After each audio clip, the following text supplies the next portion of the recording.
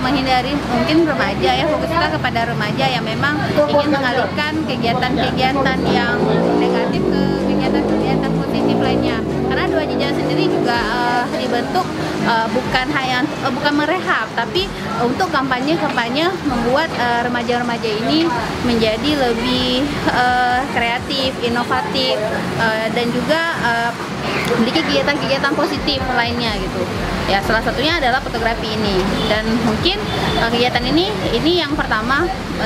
Selanjutnya kita akan buka kelas juga sama Bang Tarmi Serpa. Mungkin ada juga kelas menulis lainnya untuk menghindari remaja-remaja ini dari kegiatan-kegiatan yang memang menyimpang.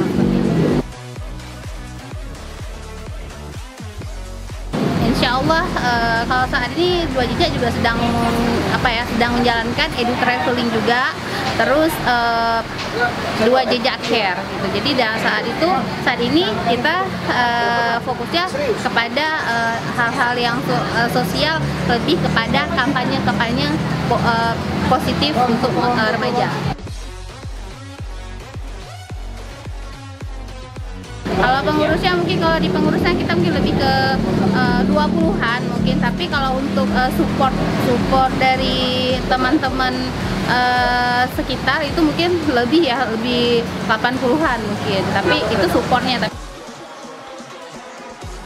Seluruh mungkin from Aceh to the world gitu. Oke, makasih Bang.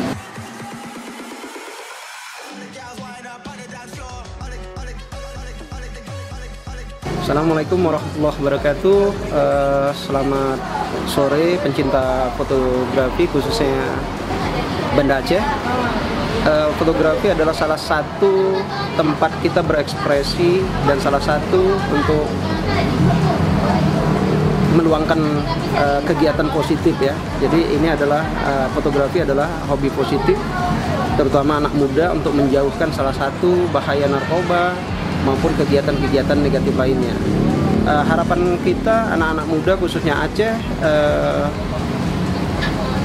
dapat mengisi kegiatan positif seperti belajar fotografi. Fotografi meningkatkan salah satu skill di mana juga bernilai ekonomis. Artinya dengan fotografi juga kita mampu menciptakan lahan pekerjaan, bukan untuk kita aja, mungkin untuk orang banyak.